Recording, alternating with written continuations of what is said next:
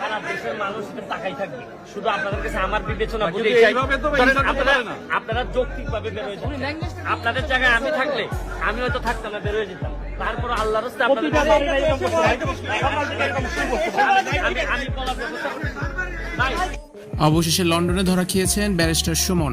শেখ হাসিনার পতনের পর খবর নেই ব্যারিস্টার সুমনের, তবে কয়েকদিন ধরেই জানা গেছে তিনি আত্মরক্ষার জন্য আগেই দেশ ছেড়ে পালিয়ে গেছেন। জননেত্রী শেখ হাসিনার পদত্যাগ দাবি করতেছেন এবং ধ্বংসলীলায় মেতে উঠেছেন, তখন আমি যেমন আপনাদের যেমন আমার নেত্রীর বিরোধিতা করার অধিকার আছে, আমারও আমার নেত্রীর পক্ষে দাঁড়ানোর অধিকার আছে। আমি এই সস্তা জনপ্রিয়তার জন্য এখানে ভাইরাল হইতে আসি নাই।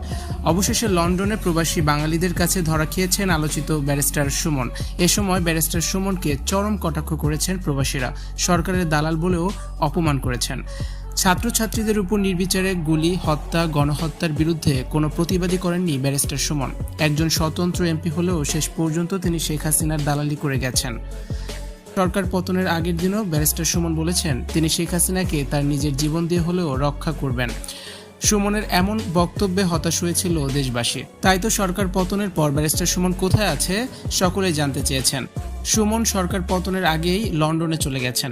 লন্ডন থেকে ভিডিও দিচ্ছেন ব্যারিস্টার সুমন। ডক্টর ইউনূসের ব্যাপক সমালোচনাও করে সুমন বলেছেন, একজন সুদখোর ঘুষখোর কিভাবে দেশ চালাতে পারে, কিভাবে দেশের প্রধানমন্ত্রী হতে পারে, যার নিজের নামে অসংখ্য মামলা রয়েছে।